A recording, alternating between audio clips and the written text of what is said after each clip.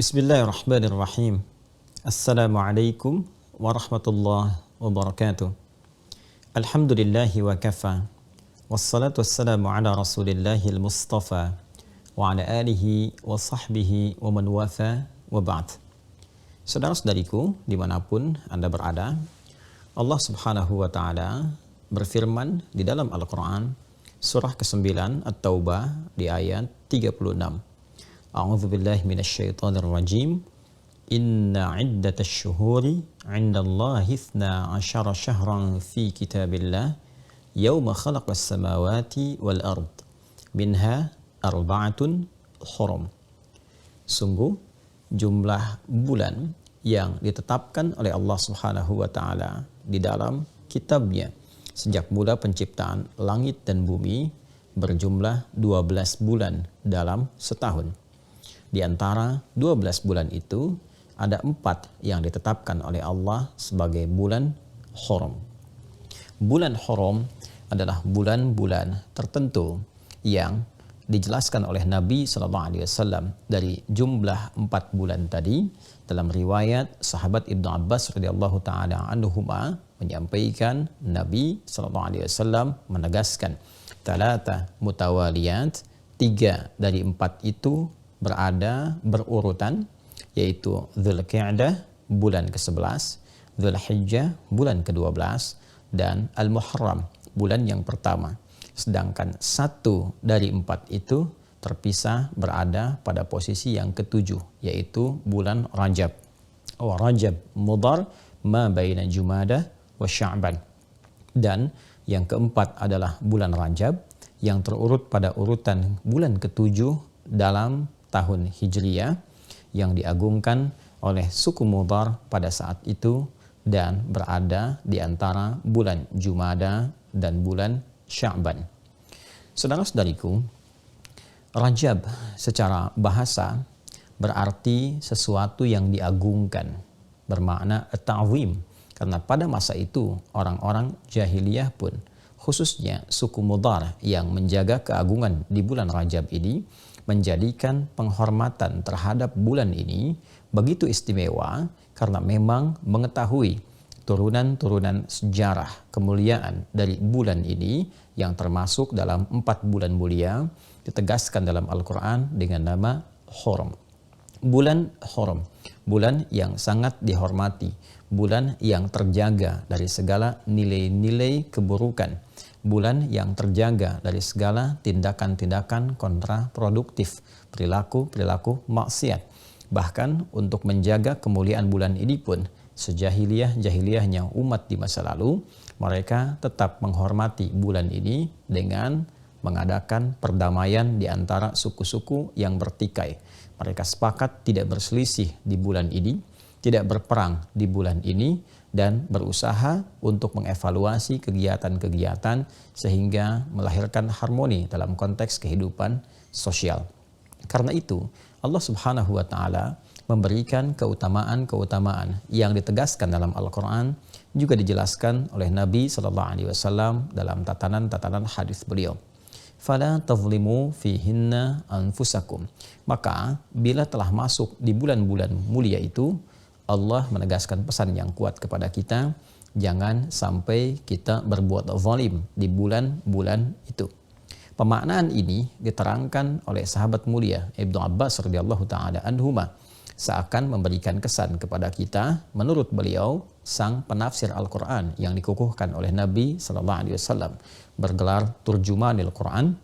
Beliau menegaskan di bulan itu adalah bulan tempat berlatih kita menunaikan amalan-amalan mulia, menjauhi perbuatan-perbuatan yang kontraproduktif, yang dengan penegasan ayat ini memberi kesan orang yang meningkatkan ibadah, mengukir perbuatan mulia, maka akan dilipat gandakan pahalanya, seperti halnya orang yang sengaja berbuat maksiat, maka berlipat pula dosa untuknya, karena ayat Al-Quran tegas mengatakan dalam bentuk larangan, fala tazlimu fihinna anfusakum. Jangan sekali-kali kalian berbuat zalim pada diri kalian di bulan-bulan yang dimaksudkan. Untuk itu, Para ulama menghimpun petunjuk-petunjuk dari Rasulullah Sallallahu Alaihi Wasallam terkait dengan keutamaan bulan mulia ini, khususnya Rajab yang kini tengah kita berada di permulaannya.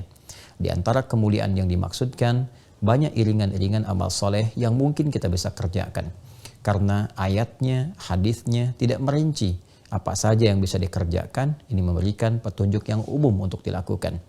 Maka para ulama memperkenankan kita untuk memperbanyak amal soleh, baik berupa ibadah ritual, tingkatkan sholatnya, dari mulai fardu, tingkatkan dengan tambah amalan sholat sunnahnya, sunnah yang melekat, yang mengiringi setiap sholat fardu dengan rawatib itu, pagi kah, siang kah, malam kah, atau juga ada duhanya, ada kemudian tahajudnya. Kita bisa berlatih untuk meningkatkan ibadah di waktu-waktu yang spesial ini, sehingga dengan itu berpeluang mendapatkan lipatan pahala. Pun demikian, kita mencoba juga meningkatkan amalan lewat harta misalnya. Ada jalan melalui harta dengan bersedekah, dengan infak, atau dengan pengetahuan, share pengetahuan. Sekarang era media sosial, Anda membuat status, share tentang isi hadis yang bermanfaat, ayat-ayat yang memotivasi, dan itu melahirkan pahala yang berlipat di bulan ini. Pada saat yang sama, kita mencoba untuk meninggalkan perbuatan-perbuatan yang dilarang, yang kontraproduktif, yang disebut dengan maksiat itu. Mari sejak saat ini berusaha untuk menanggalkan perbuatan-perbuatan negatif dari pikiran kita, dari pandangan kita, dari pendengaran, dari lisan sampai ke ujung kaki. Maka bulan ini adalah bulan yang sangat spesial dan momentum terbaik untuk meninggalkan perbuatan-perbuatan terlarang.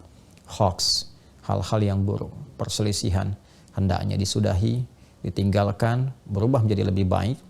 Dan ini hikmahnya adalah latihan awal sebelum kita memasuki puncak peribadatannya, yaitu di bulan Ramadan nanti. Rajab adalah pembukanya, Sya'ban adalah penguatnya, dan Ramadan adalah hakikat perjuangan kita yang telah disiapkan sejak munculnya bulan Rajab dan berlatih kita di dalamnya. Di bulan haram ini boleh juga kita menggabungkan satu amalan yang sekiranya menghimpun seluruh kemuliaan tadi bisa dilakukan. Di antara caranya adalah seperti yang diisyaratkan Nabi SAW, yaitu dengan meningkatkan puasa di bulan Hurum, Dzulqa'dah, Dzulhijjah, Al-Muharram. Kita belum sampai ke bulan itu, namun kita sekarang berada di bulan Rajab.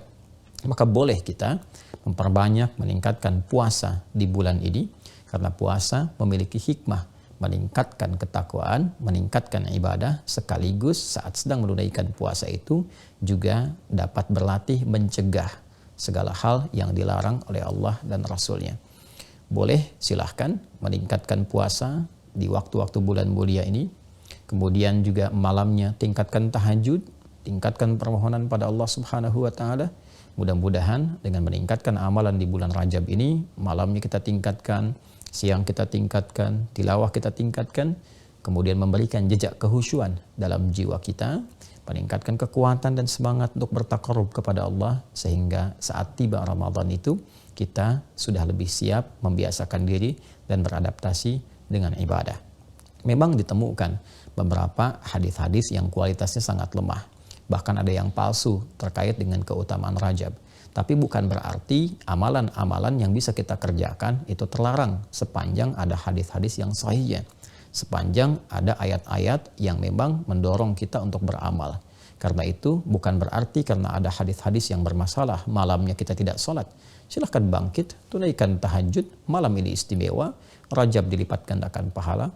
Silahkan siangnya puasa karena ada hadis-hadis terkait dengan keutamaan puasa di bulan Hurum. Anda silahkan tingkatkan. Seninnya, Selasanya, atau Senin Kamisnya, atau puasa Daudnya, atau bahkan Senin puasa, Selasa puasa, Rabu puasa, Kamis puasa, Jumat istirahat, boleh, tidak ada masalah. Niatkan puasa di bulan Hurum, spesifiknya untuk di bulan Rajab, dan mudah-mudahan Allah Subhanahu wa Ta'ala memberikan segala janji yang telah ditegaskan dan menjauhkan kita dari segala perbuatan maksiat. Saudara-saudariku, di bulan ini pula ada keutamaan-keutamaan yang terjadi, tercatat di dalam sejarah dan menginspirasi kita semua untuk belajar. Di antara sekian banyak momentum yang terjadi, yang paling populer dalam satu riwayat, sekalipun ada perbedaan riwayat, riwayat yang paling populer di bulan ini terjadi peristiwa Isra dan Mi'raj. Di bulan ini pula terdapat kemenangan Nabi SAW dalam perang Tabuk. Di bulan ini pula dibebaskan Masjidil Aqsa di bawah pimpinan Salahuddin Al-Ayyubi. Dan banyak momentum-momentum lain yang memberikan kesan kepada kita bahwa Rajab adalah bulan untuk berlatih, bulan untuk mendapatkan kemenangan yang hakiki, dan yang lebih penting lagi sebagai bulan pengantar pada kehusyuan dan kesiapan menerima anugerah terbesar dari Allah Subhanahu wa taala yang akan dibuka kelak pada gerbang pintu Ramadan. Semoga Allah Subhanahu wa taala memberkahi kita di bulan Rajab ini, memberikan kekuatan untuk beramal, memberikan pengantar kepada bulan Sya'ban, dan memberikan kebahagiaan dengan menyampaikan kita kepada bulan Ramadan yang akan datang menjelang dalam hitungan waktu yang bisa kita titi dari saat ini sesuai dengan ajal yang telah Allah tetapkan. Semoga kita dikuatkan, semoga diridhai, diberkahi, dirahmati, dan dimuliakan oleh Allah Subhanahu wa taala. Allahumma taqabbal minna innaka antas sami'ul alim wa tub 'alaina innaka antat tawwabur rahim. Barik lana fi hadha asy-syahr ya arhamar rahimin wa ballighna fi ramadan ya rabbal alamin kama tuhibbu wa tarda. Wa sallallahu ala sayyidina Muhammad wa ala alihi wa sahbihi ajma'in. Wa akhiru da'wana subhanakallahumma wa bihamdika asyhadu an la ilaha illa anta nastaghfiruka wa natubu ilaik. Walhamdulillahi rabbil alamin. Wassalamualaikum warahmatullahi wabarakatuh.